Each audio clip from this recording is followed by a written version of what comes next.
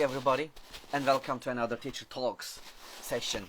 Teacher Talk 61. Yes, tonight we are going to have our 61st session, and it's really great for me, and also for us, and also for you, I think. It's a very good session. Anyway, so tonight and we are going to have another educator from different part of the world, let's say, and tonight we are going to have instructor of English and teacher trainer Metin Esen from Sabancı University. And when he comes here, and we are going to start our live session, and I think I can see him. So we are going to start our session tonight, and I'm sure that it's going to be a very fruitful and very nice session with him tonight. I'm so excited. Let me invite him. Yes.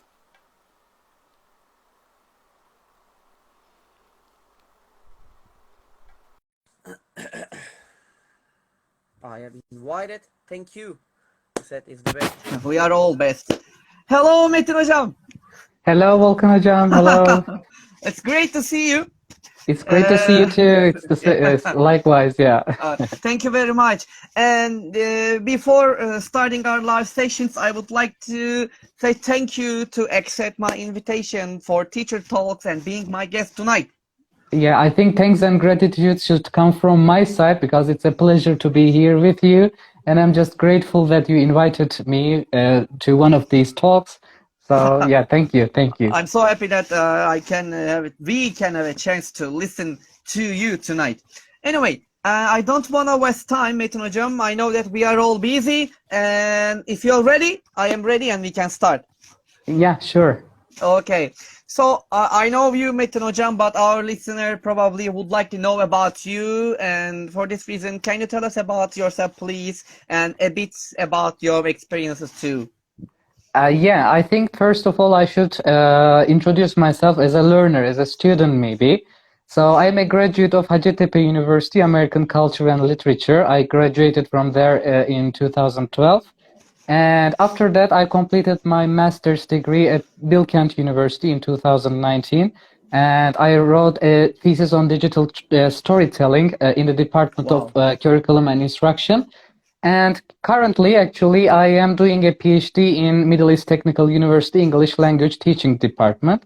And of course, added to these, I am doing lots of certificate programs, professional development activities, because I'm one of those teachers who believe that learning never ceases to, stop. So we should always continue to learn. And as a teacher, I started teaching in 2012 at Ankara University School of Languages. I taught there for about a year as a part-time instructor of English. Then for a year, maybe I worked at a private language school. And I have some experience at Atılım University for 2.5 years, I guess, again at the prep school. Then for 4 years, I think this is the longest in my career, I worked for 4 years at Ankara Yıldırım Beyazıt University. And right now, I am an instructor of English at Sabancı University, and I think this is a very recent development. So I started teaching there at the beginning of the spring semester. So yeah, these are all the things I can tell about myself. Okay, wonderful, Metin Hocam. Thank you very much about this information. Thank you very much. And my next question is going to be about your turning points in your own education. So, what were some turning points in your own education? I think one of the biggest and first turning points was when I discovered that I actually liked teaching. And of course, this was my very first English class, because throughout my undergraduate degree, I never planned to become a teacher. So I had different dreams, I had different plans. And of course, when I graduated, reality hit hard, and I realized that so in order to, continue our lives, we need to do something.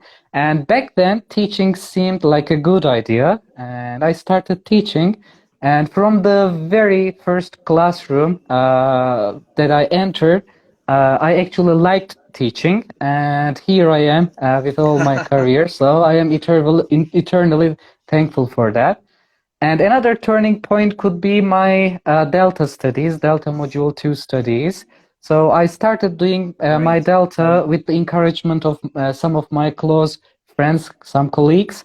And of course, throughout these Delta studies, I learned about reflective teaching, and I saw the power of reflection, and I understood that as a teacher, actually, we are the sole drives, sole motivations behind development in our own profession, and we can just do it with our own guidance, and this comes through reflective teaching. And maybe another turning point could be when I joined SLTEP program at Sabancı University in 2018.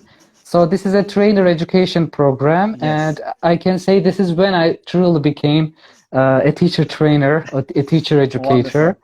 Yeah, there I learned lots of skills that a teacher educator should have, like observation, designing training sessions, effective feedback, and so on. And I also understood the power of collaboration. So, Uh-huh. when we have solidarity in our profession, when we work together, we can actually achieve more. So, SLTEP program is where I learned this fact. I And see. finally, maybe I can say my training in advising was a great turning point for me. And this happened Wonderful. when I was working at Ankara Yıldırım Beyazıt University. Mm-hmm. So a group of teachers there went to Japan with a project to get the advising education from there. Wow. And when they returned, they trained some teachers, myself included. And with advising, I learned how to give effective advice. Actually, Mm-hmm. as teachers, we are used to that. When students come to us with questions, we are very eager to give some advice, make some recommendations. But advising taught me that the best advice doesn't come from the teacher. Actually, our duty is to help students come up with the best advice for themselves. So Wow. again, this is why I think advising is a great turning point in my career. Yeah. Wonderful, really great turning points you have, Metin Hocam. And actually, I was planning to become I think actually study for international relations, but then I decided to study in ELT department. But actually, Yeah. I'm really happy to do it. So now, like you, I'm here as an Yeah, English yeah. teacher. I guess many of us share the same story. So we see teaching as something different. We have different ideals, but when we actually start teaching, we realize that it's a whole different world, and Definitely. there is nothing that cannot be liked about teaching. Yeah, if you're a passionate teacher like me. Definitely, Metin Hocam. I totally agree with you. And by the way, I would like to remind our guests, our listeners, and if you have any questions to Metin Hocam, please write them into the question part. If you Yeah, write them please. in the comments, in the comment parts, maybe we can miss them during his talking. Maybe we cannot focus on what you're writing there. So that's why if you write them on the question part, we can easily see them. By the way, there's a question. Yes, you can see it now. I put it into the screen. Can you see it? Should we do the job we want, or should we do the job we need to guarantee our life? Yes. So Actually, it depends on how desperate you are in your life. But personally, I believe that we should definitely do the job we want. So yes, the second one is a good alternative, especially thinking about the living standards, how hard sometimes it can be difficult to pursue your life to meet the end of the month. So it's also important, but doing what you are passionate about is always the best because we have a long life ahead, and we should always do something busy, be busy with something that we like. And otherwise, if we are unhappy about the thing we are doing, we will also maybe make other people unhappy because it exactly. will spread. So the first option, I think, is the best one. Thank you very much, Metin Hocam. I think it's a really nice answer for the question. By the way, I saw that Yıldırım Beyazıt University missed you, sir. I saw that one. But I couldn't Okay. see who made that comment, so let me see if I can see it. Yes, I think PL Trem. PL Trem. Yıldırım Beyazıt University missed you, sir. Says, I Okay, think one of thank your you. student. Yeah, thank you. I'm All right, flattered. wonderful. Thank you very much again. So let's move to the questions again, Metin Hocam. So my next question is, what is your, I know you have lots of experiences about teaching, but what is your philosophy of teaching? I think the first important thing that I can describe as my philosophy is letting students find out why they are learning English. So this is the starting step, I guess. So do they just want to pass the proficiency exam? Do they want to be lifelong learners? So do they see English as a language which they will use to communicate with other people from other cultures? So the answer to this question actually is really important.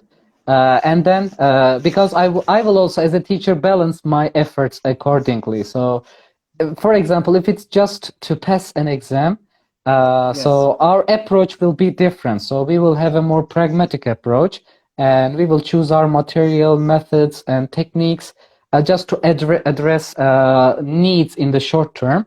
But if our learners, if they want to learn a language, a real language, then of course our approach will be different. So this is important.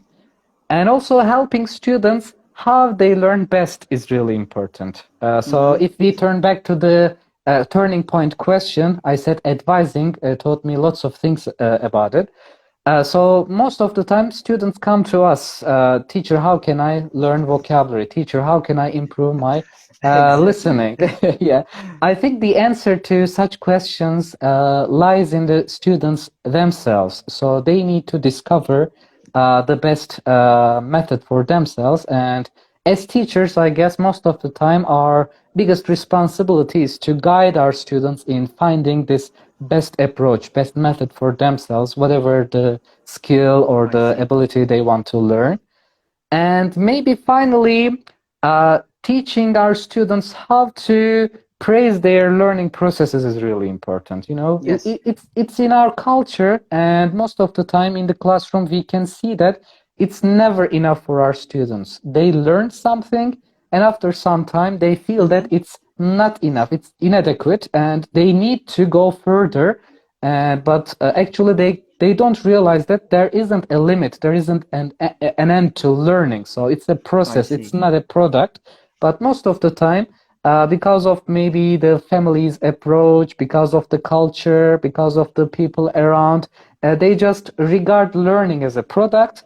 And this is why they are never satisfied with their success.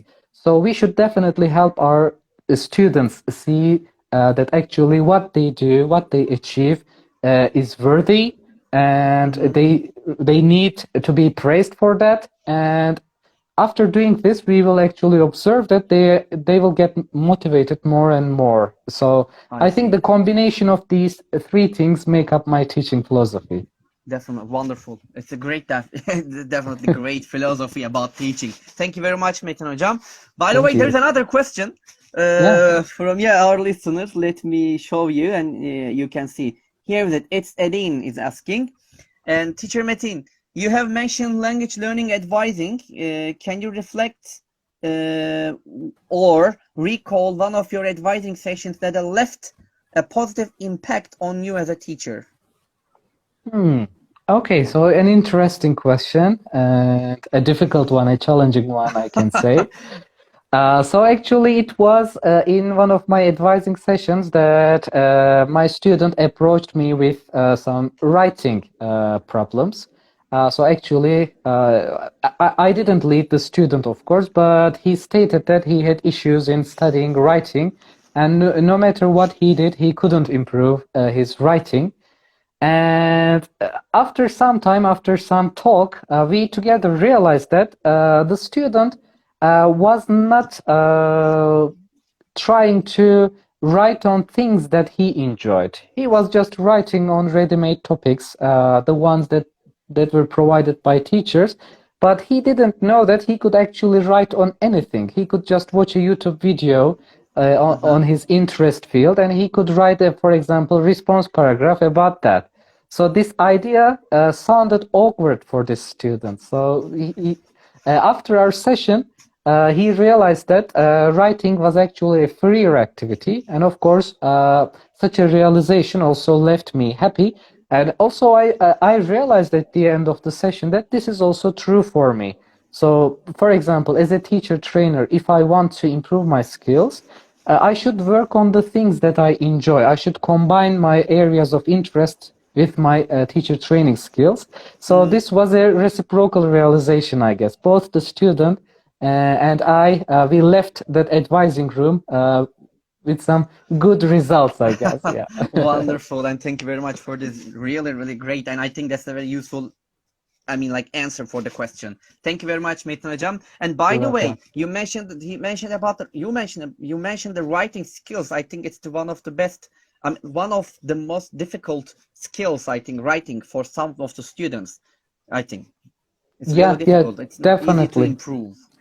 Yeah, definitely. I think teachers can also uh, they can direct their students to write on things that they enjoy. This is definitely a very simple but a very effective method. So writing is not always in the academic sense, you know. We shouldn't always encourage our students to write those boring essays, so those wrong articles. Yet, yes, there are times that we should learn about them too. But this is just a development. So this is just another step. So in the beginning steps, so encouraging our students to write on the things that they enjoy is definitely an effective method, I can say. I see. Thank you very much, Metin Hocam. So let's move to the another question. But my next question is going to about this pandemic period. So as we all know that it's almost 2 years that we are struggling this pandemic problems, especially Yeah. from we move from face to face to the online education quickly. We shifted, and so my question here is the questions like, what do you think about the teachers' reaction in Turkey for online learning, according to your observation, or what do you think about it? Yeah, so I guess it was never a single reaction. There were lots of different reactions in different times. And as I was one of the teachers deeply affected from the pandemic and the online teaching process, I can say I can talk about different phases. For example, the first one was the shock phase. So we were just watching Definitely. about the pandemic and the developments on TV, reading about it on the internet. So it was just a story for us. What was happening in different countries just was just a story. And then one day, our Minister of Health announced that the first case in Turkey was detected, and suddenly the reality hit, and we faced the pandemic. And the schools, you know, the schools were declared to go into a 3-week holiday. We are still Holiday. inside that 3-week holiday, by the way. Definitely, you're right. So this was the shock.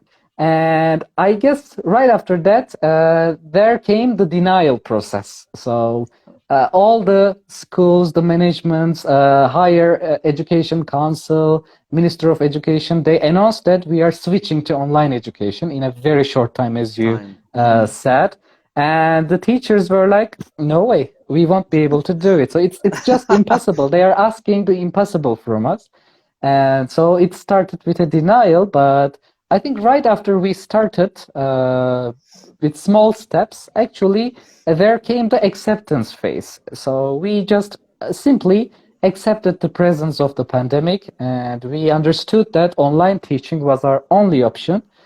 So we saw that it was actually possible to teach online. Yes, there were lots of problems, but still we were able to address our students. They were somehow able to ask their questions, and we somehow managed to apply our lesson plans.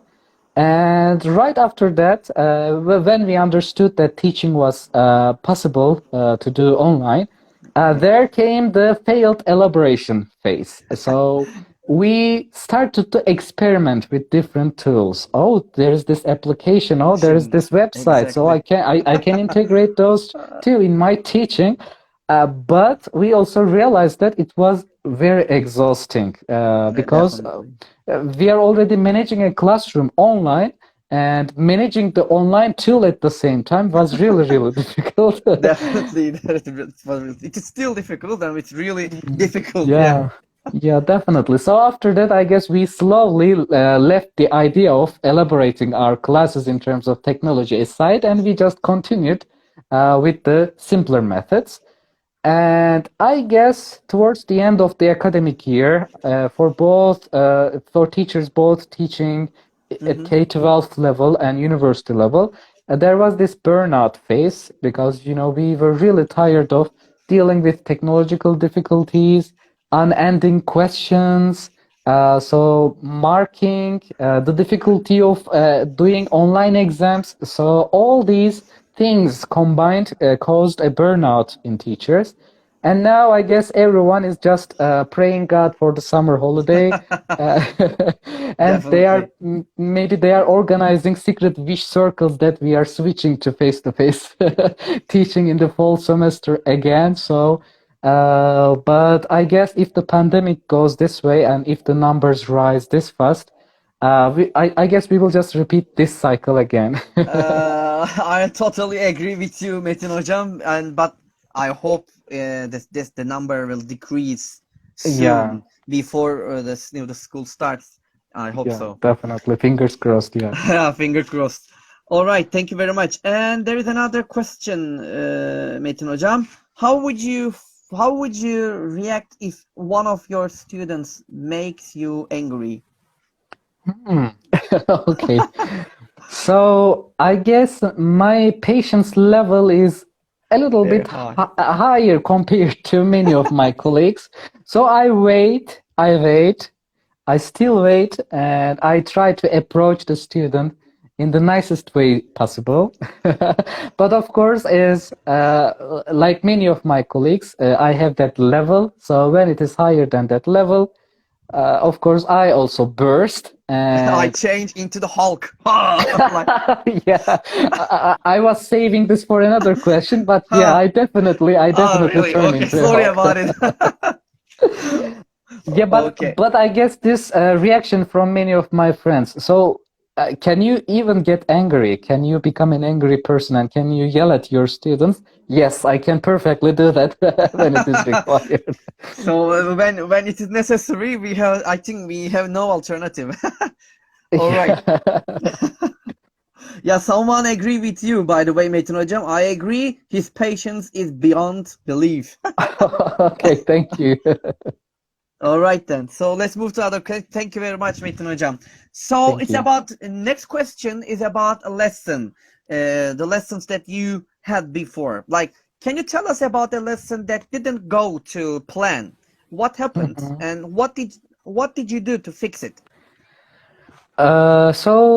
Regarding this question, I guess I have a sad but also funny experience. So from my, again, Delta Module 2 studies.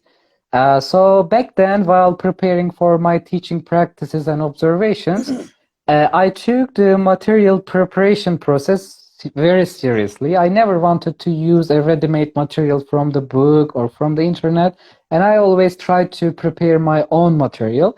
And Hmm. for this writing teaching practice, I prepared a funny video. I shot a video of myself as a funny character, and I made lots of different jokes inside the video, and I even added some special effects like laughter effects. And I was fully prepared for the lesson, and I was so proud of myself. But unfortunately, just the day before my lesson, maybe you will remember in Kızılay, there was one of these bomb explosions that were Yeah, intended for one of those military convoys, and I guess I see. 37 people were actually, unfortunately, killed in this explosion terrorist attack. Hmm.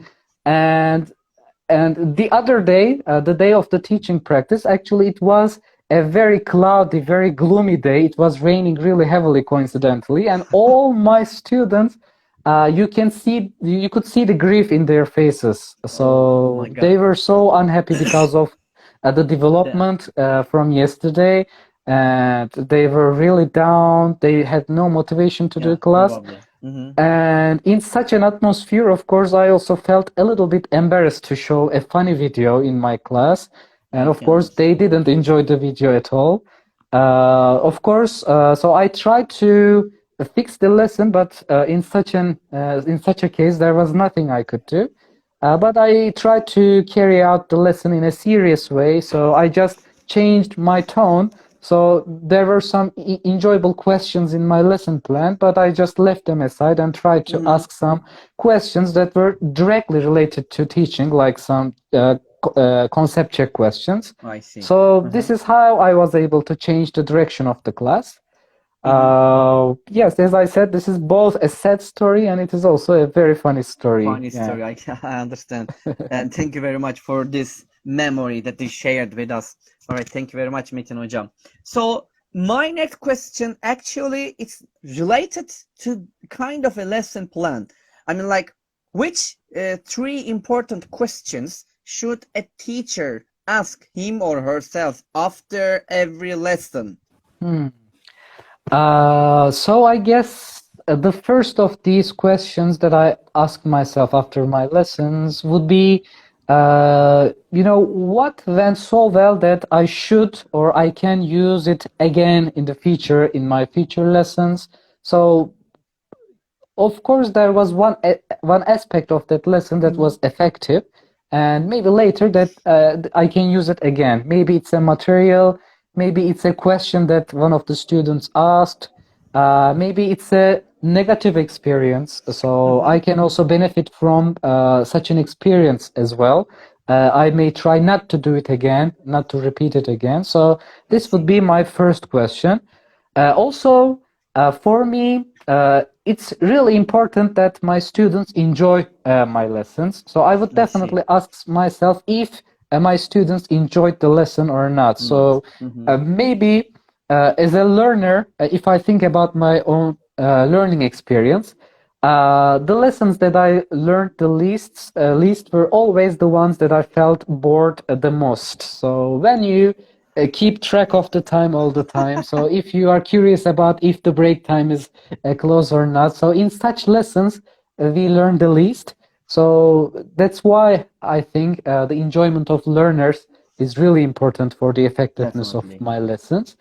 And finally, what could I change if I am to do the same lesson again in the future? So instead of uh, asking the question like, what could I have done differently? I always ask myself, what can I do differently in the future? Uh, because this is a more positive approach, because this is open to development. I The other see. one just paves the way for regret.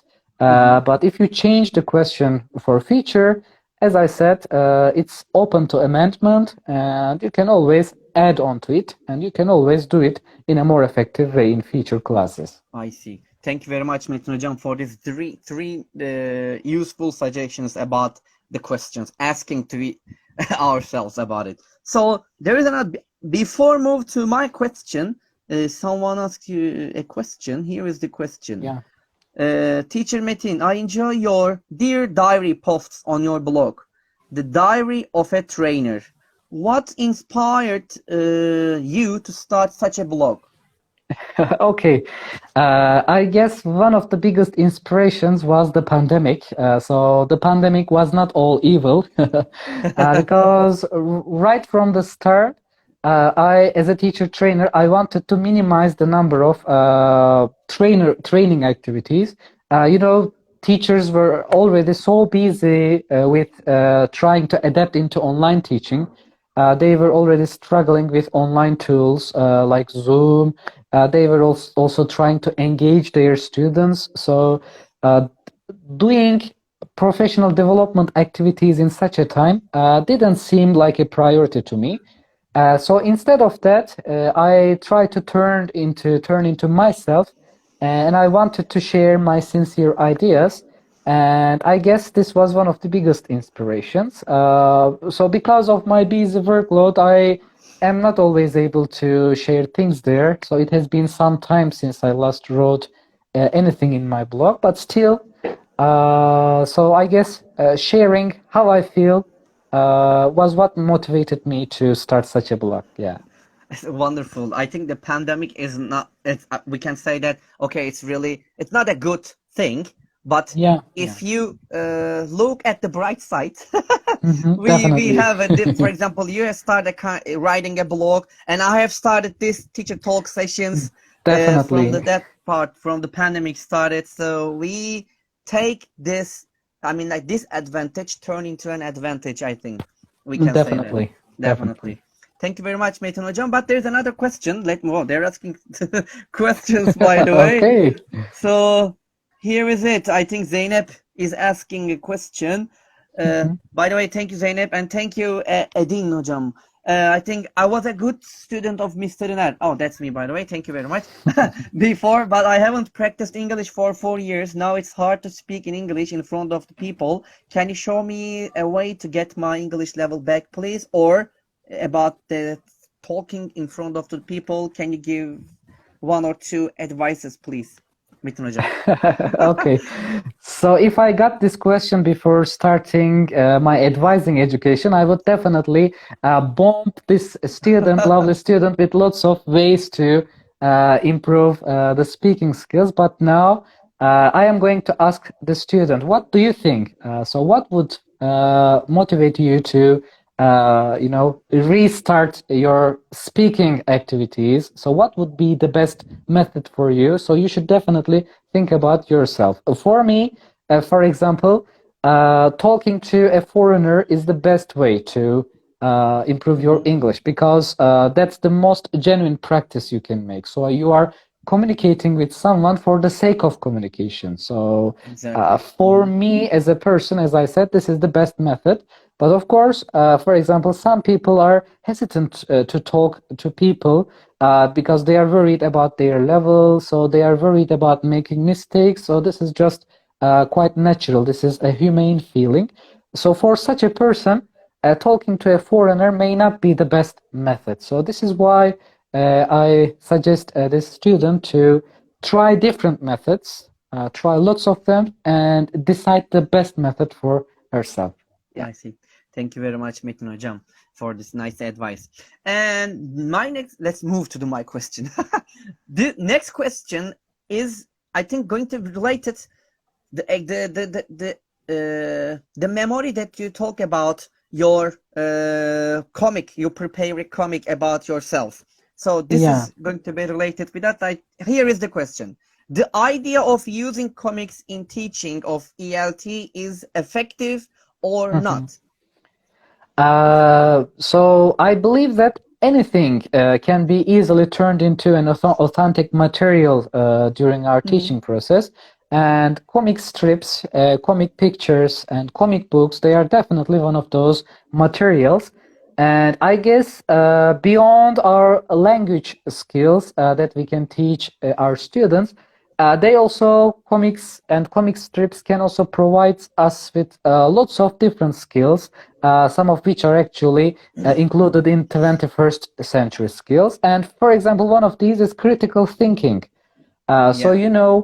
a comic strip can actually convey a message an essay of pages cannot convey easily. So you just look at it and you understand it, but you Exactly. read maybe for days, for weeks, and you cannot get the same understanding. So this is why comics and comic strips are very effective in terms of critical thinking. And also, they can support our students in terms of media literacy.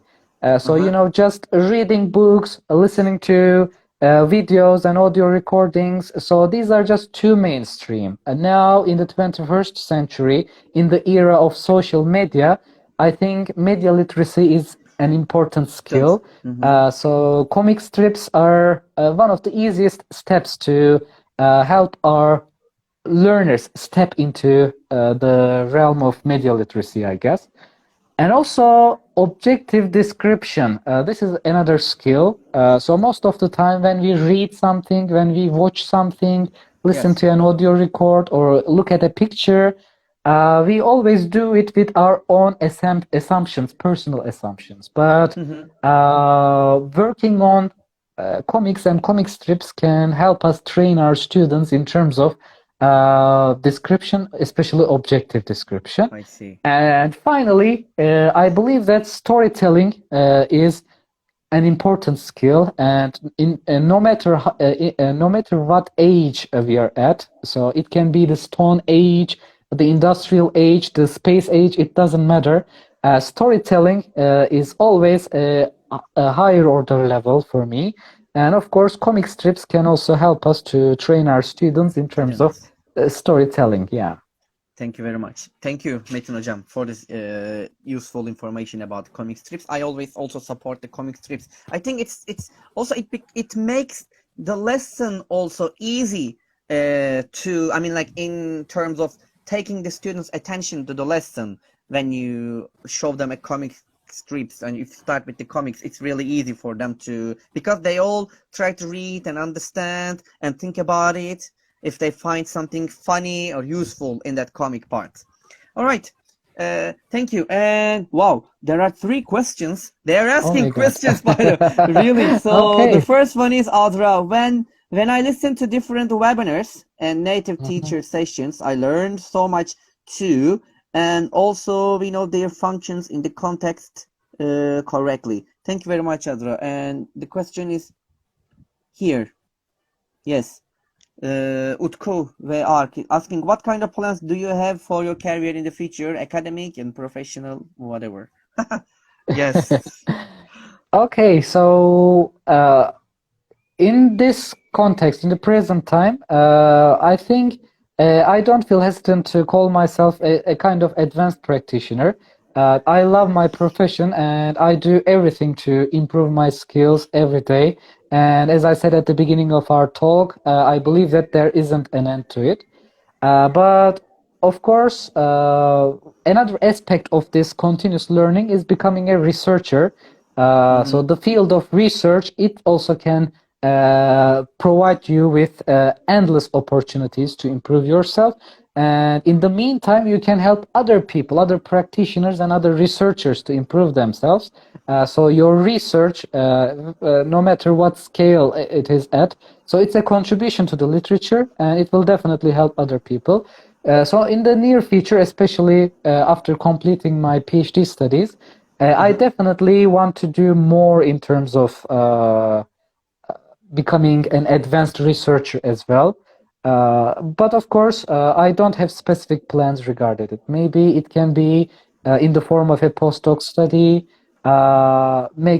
Maybe I can just engage myself in designing my own methods and Hmm. approaches. So for now, it's an aspiration, but I cannot say that any of these are plans. I see that. Thank you, Metin Hocam. So let's move to the other question. Yes, Metin Hocam, Çağrı is asking the question. You have done a lot of great things throughout your career, and what's your next goal? I think this is related to answer, I mean, the Yeah, question, the previous one. So I'm gonna skip this question. Thank you very much, yeah, Çağrı, for the question. But yeah. Metin Thank you. Hocam has already answered the question, I think. All right, so let's move to the next question, Metin Hocam. So I know that you have kind of a study about technology in ELT, if I'm not wrong. Mhm. So what Yeah, is yeah. what is the place of technology in language teaching? I think this is a very relevant question considering our situation with online teaching. And I think a month ago, I actually had a kind of workshop session at Meta Cyprus Foreign Languages Schools. They had a workshop festival Mm-hmm. that they hold every year, and I was a guest presenter there. And the Wonderful. title of my session was Integrating ELT into Technology, Oh, because this is nice. what we are doing for the past year. Instead of trying to integrate technology into ELT, we are trying to integrate our profession into technology. But still, I believe that technology is always a means, but never the purpose, never the end. So Mm-hmm. it can only help us to achieve better teaching, but it's never going to be our sole purpose in our profession. So, for example, some people, they talk about rumors like in the near future, people will not need teachers. Artificial intelligence will replace teachers, or people will prefer to learn online at home, so I they see. won't need teachers. But Actually, I think pandemic has perfectly taught us that this is not going to be the case in the near future because we have the social aspect of learning. So we can Definitely. learn better together, and technology actually it's effective as long as it brings us together. So, for Definitely. example, without Zoom, could you imagine an online lesson? Impossible. So, the only function of Zoom and similar technologies is to bring us together with our students and with our colleagues.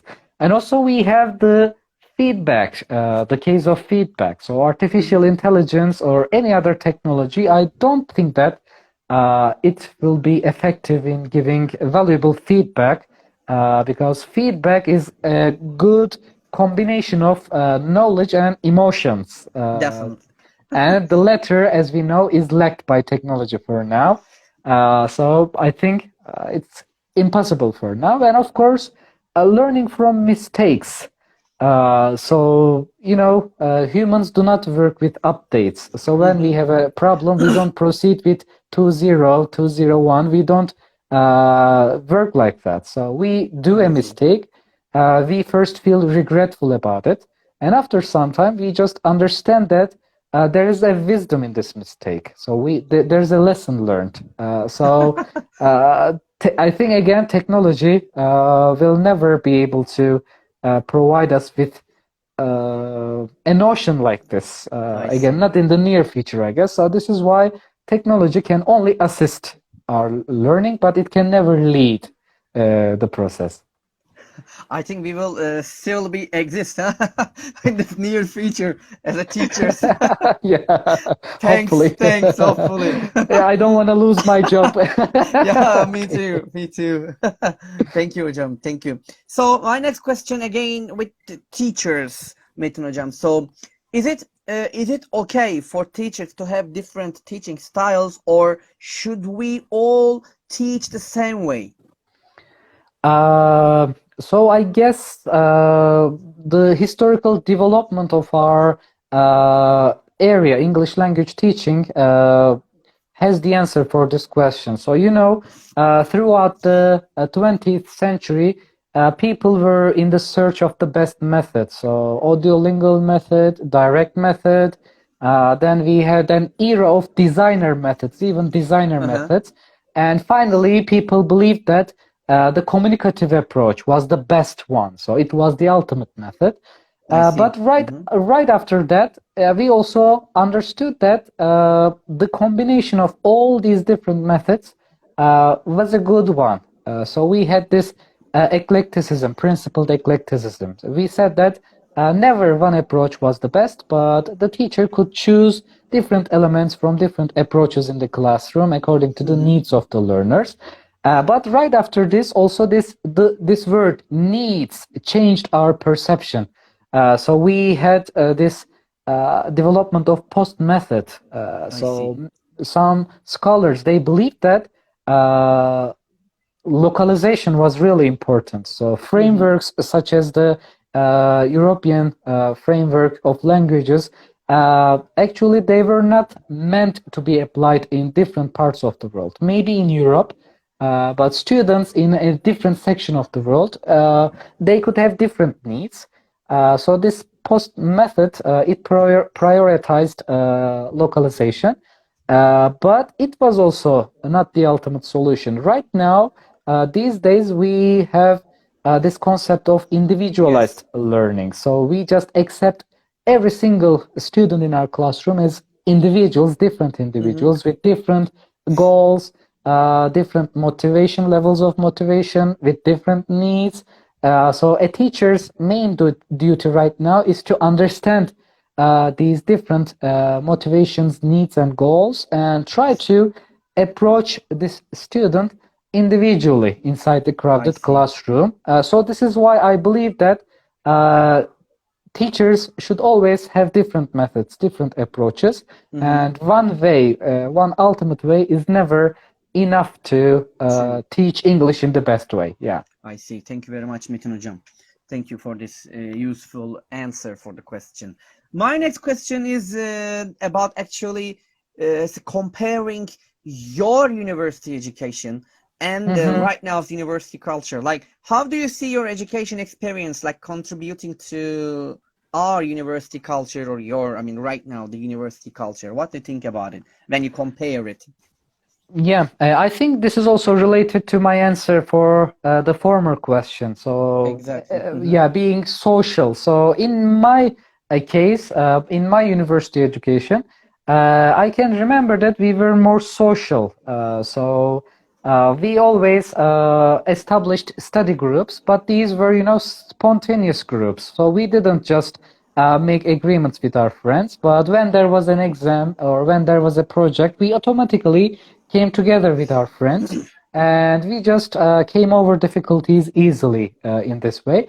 But in my classes, in today's university education, I can observe that students are more individual. And I guess technology has a lot to do with this. They, I think they assume that when they need their friends, they can easily contact them through social media, through WhatsApp. So because of this, they just take it for granted and they don't bother to be more social learners. So this is one of the main differences. I see. And another one was the perception of knowledge that comes from the teacher. So back then, when I think about my own university professors, when they said something, when they uttered a sentence, it was like a verse from the Holy Bible for us. So we would just, take it very seriously, and we would be deeply affected by this knowledge coming from the teacher.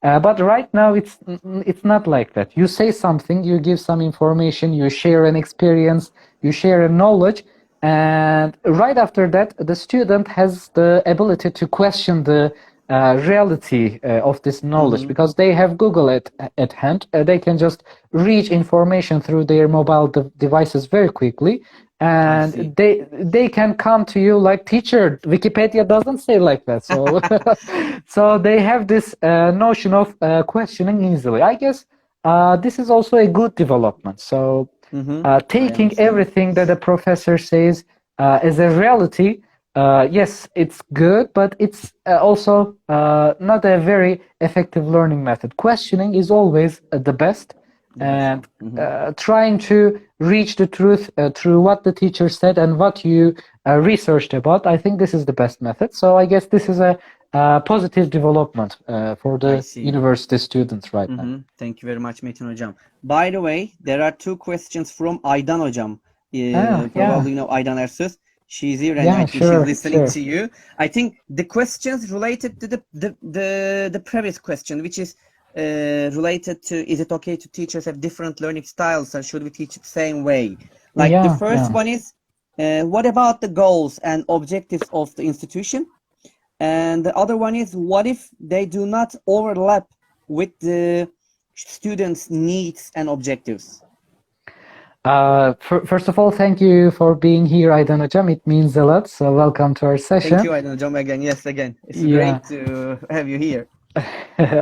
So I guess as a person who did his master's degree in curriculum and instruction, I guess this is why the objectives in the curriculum, they should be devised, not in a top-down way, but in a joint effort with teachers, with the administration, with the involvement of learners. So I guess this is the first step. So if we are able to get a curriculum that's devised like this, with this notion, I guess then it will be easier to apply whatever method we have. It will be easier to approach our lessons with an eclectic approach. But other than that, if the objectives in our curriculum are just, if they are drawn by a ruler, if they are very strict, and if they are not open to change, and of course, there we will have serious concerns. And just telling the teacher to use whatever method, whatever approach they desire, it will cause some disasters in the teaching process. And later, I guess it will be even more difficult to change it for both the students for their learning and of course the teachers, foundations, teaching foundations. So this is why in such a scenario, the design of the curriculum is the starting process. Yeah. I think the Aydan Hocam's commercial administration won't like this answer. She says. Okay, they will never. I think I agree. Thank you very much. I think the answer is useful, and I think is it enough, Aydan Hocam, or do you want more details from Metin Hocam? Okay, should I bring some books? Okay, thank you very much, Metin Hocam, and thanks for the question, Aydan Hocam. And yes, let's move to another question, Metin Hocam. And here is the question. So let's change it into the different styles. So I really wonder, what are you going to say about these questions? Like, if you could have one superpower to use in the classroom, what would it be and how would it help? So this is, I guess, the most enjoyable question, as I am a fan of, superhero movies. So I always watch them. I always like them. And I always recommend these movies to my students as well.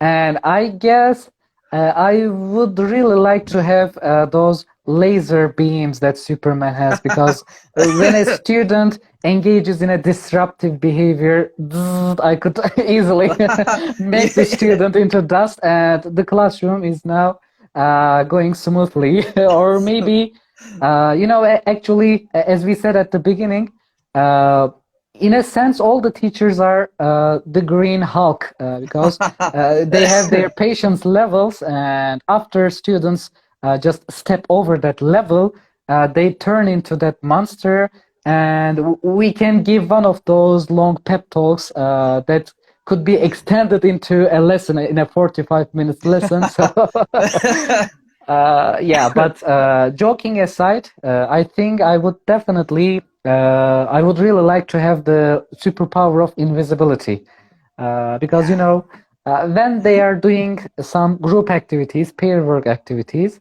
as teachers, we monitor them, and of course, some students take it as an opportunity and ask some questions, but some students are not very happy about it, or maybe some students see it as a moment to speak Turkish. They believe that they can ask Turkish questions. So maybe in such moments, I could go invisible and I could observe students without being seen. I could take notes. I could understand the difficulties they are having. And then maybe after that, I could give more effective feedback. And of course, such a scenario would make the classroom more learner-centered. So imagine a classroom where the teacher is there, but actually he is not there. So I think this is the ideal thing that we want, ideal classroom that we want. I see. Thank you very much, Metin Hocam. It's, I think, the great superpowers that you would like to have in the classroom. And I would like to tonight the listeners, they're asking lots of questions, so I'm telling you that about it. This is your luck, by the way. And here is the question, Metin Hocam. And I would like to ask Mr. Metin that how he deal with students having different cultural backgrounds. This is definitely one of the challenging situations in the classroom. Because it is not only about language learning. So the student has lots of difficulties, like being integrated into the classroom, having effective communication with the teacher and with his peers, and maybe when students suddenly turn into L1 in the classroom, in a monolingual class, of course. Yes. They cannot understand it, and when you throw a joke in your native culture, so they are definitely suddenly out of that circle. So there are lots of situations, difficulties like this. And I guess effective lesson planning is one of the best ways to deal with such situations. Actually, one of the components of effective lesson planning is taking the student profile into consideration. So, why are you designing such a plan for a specific group of students. And when you keep this student in mind, so everything in your lesson plan changes accordingly. So, for example, if you are going to talk about something that's related to Turkish geography, instead of that, you can, for example, choose another geography from a different country, and even from that student's geography. Suddenly, this will also integrate that student into that activity, and also the other students, the Turkish students, for example, they will also be curious about this student and his culture and his geography or her geography. So this is one of the methods. And also, another solution is effective communication. So if you observe that this student is having difficulty in the classroom, you can always approach this student and you can also ask him, get advice from him. So what bothers you? How can I change things that you want to get involved in the lesson more? So is there something that really motivates you? So are you happy with your communication with your peers? So we can always approach our students with such questions. Yes. And the answers, of course, we get from this student will affect the things that we do. So we should always keep in touch with our students, and especially students that are having such difficulties. I see. Thank you very much, Metin Hocam. Thank you very much. So, and by the way, here is, can I ask you another question? Because there's another question. Sure. Here is it. Utku is asking, like, how would you like your students define you as an instructor? Wow, this is a nice question. Yeah, okay. I guess I will give a similar answer to the question about my teaching philosophy. So I would really I would really like my students to define me as a teacher who makes them think, who makes them question, and who makes them have fun in all the classes. And as a teacher, who shows them how to be happy with their own learning processes, how to praise their achievements, how to see the good side in their learning processes. So I would really, I would really feel happy if my students defined me as such a teacher. Wonderful. Thank you. Thank you very much, Metin Hocam. And let's move to my questions. Because they are asking questions like, here is the, and by the way, it's only the 2 questions left. And also the time is already past, it's almost, I think, 10, it's 1 hour past. Really? Oh my God. Yes, time I thought flies, it's only 15 minutes or something, so no, I that's a didn't really understand how nice time and passed. great session. Thank you very much about it. So let's move to the questions. Like, what are your the favorite? I said 5, but you don't need to say 5. Like websites to suggest to use in teaching. I guess without thinking, I would say the first and the foremost of these websites is YouTube. In terms of technology, people have different fears. Some people are scared that one day robots will take over and they will make us slaves. But my biggest fear about technology is one day YouTube is going to be paid and we will need premium accounts to look at those videos. I'm really scared that YouTube will turn into a website like this, because I always benefit from videos on YouTube, because you can find a video about anything on YouTube. So you want to set a context in your class, and you will definitely find a short video about that context. So you want to design a kind of post-production activity for a reading class, and you can definitely choose a video, let your students watch it, and then make them write a paragraph or make a speech about it. So it's also possible. Also, you're teaching about a specific topic, for example, a historical matter, and a student asks a very deep question, and suddenly Yes. you remember an informative video on YouTube, and you stop your lesson plan and you switch to this video and you watch it together with your friends, with your students, sorry, and it gives you more material to talk about in your classroom. So definitely YouTube is the number one website for me. I see. And other than that, uh, a learning management system is always the ideal for a teacher. And of course, after the pandemic, we especially started to use ones like Moodle, but actually, we don't need serious and technical infrastructures like Moodle. Actually, we have Canvas, we have Edmodo, we have Google Classroom, and they will provide us with really easy to manage and effective learning management systems. And I definitely try to use these LMSs in my teaching process. Google Docs is a great technology for collaboration. So you want your students to collaborate on a topic, write a paragraph together, just open a sheet, share the link with your students, and let them do the magic. So it's really easy, and it doesn't require, those advanced computers or smartphones. Students can access Google Docs from any smartphone or any computer. Google Jamboard is another effective tool if our audience, for example, if there are any teachers and if they haven't given a try to Google Jamboard, I definitely recommend using it in classes. And I'm going to thank another colleague, Eva Büyüksimkeşyan, because she is the one that I learned about, that taught me about this website. And after her session, I started to use Jamboard in my classes. And finally, all the teachers, I think they need a kind of quiz platform. And recently, I realized that quizzes.com is one of the best quiz websites. It's very similar to Kahoot. It's really effective and enjoyable. But what one advantage, unlike Kahoot, you don't need two devices. The students can see the question on their telephones, and they can also answer the questions on the same device.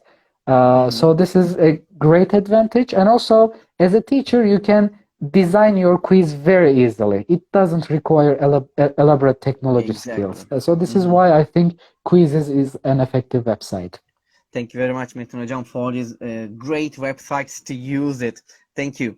By the way, Aydan Hocam makes a comment here, like it's obvious that you are a good teacher. Oh my God, Aydan Hocam, it means a lot to hear such a sentence from you. Thank you very much. It's an honor for me. Thank you very much. So here's another question, by the way. And I think they have already asked you, but let me show you. If you weren't a teacher, what would you be doing? Okay. So I guess I would definitely be an artist. So in one of those fields like painting or maybe sculpting or maybe playing a musical instruments, because I'm a kinesthetic learner.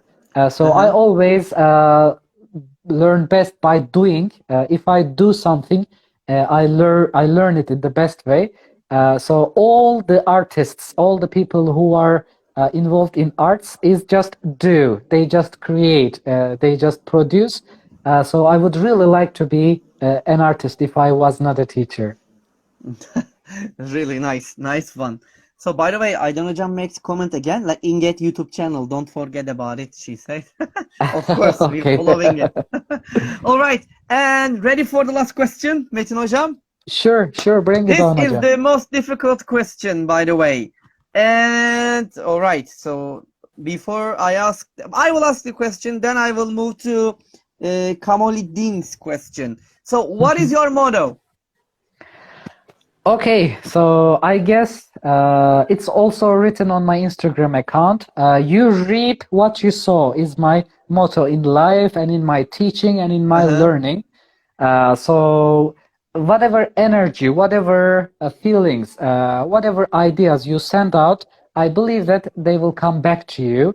And I believe that this is true in every aspect of life.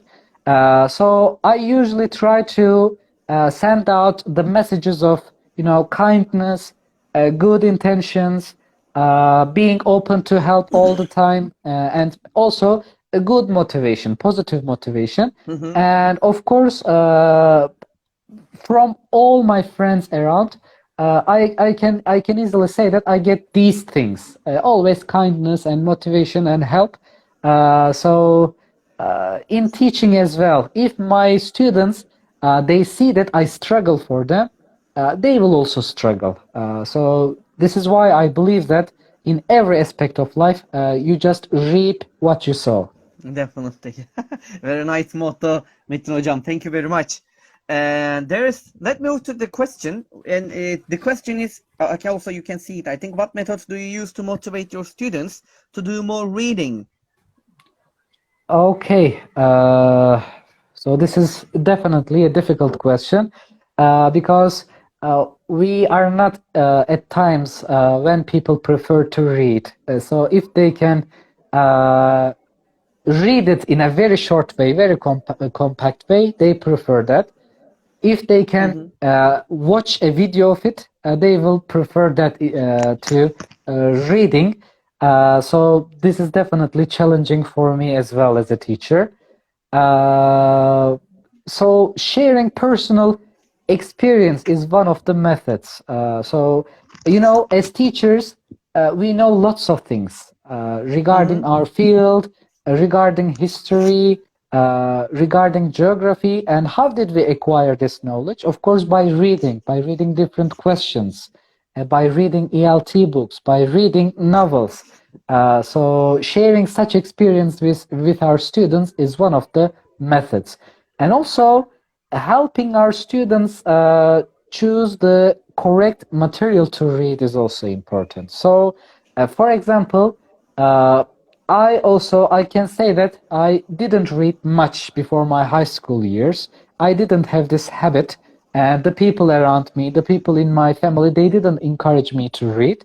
But in high school, I had a very, genuine teacher, and he provided us with a list of books from the Turkish literature, from the world literature, and these books were the greatest of the greatest, written by master novelists. So when I started with such books, of course, I saw the delight in reading, and Mm-hmm. now when I think about the concept of reading, I directly remember those books and I get motivated to read more. So we can also help our students to choose the correct books. We can teach them that reading everything is not a good way of reading, but selective reading is Mm-hmm. what is effective for them. Yeah, I see. Thank you very much, Metin Hocam, for you're this welcome. for this great answer for the last question that we have taken. That's all. I mean, like, thank you very much, Metin Hocam, one more time, and that's all for tonight. And before we ending our session, so would you like to add anything else? Actually, we talked about many things, and I'm happy that your insightful questions and the questions coming from our audience, they actually enabled us to say many things about many topics. So I don't think that I have any other thing to add. And I just want to thank you one more time for having me in your session. So it was really enjoyable. And as I said, I really don't know how an hour just passed very quickly. Yeah, So same for us. I hope that we can get together in another opportunity, and I believe that it will be an equally enjoyable session again. Definitely. And also, I would like to say one more time, thank you very much for being with us tonight, Metin Hocam.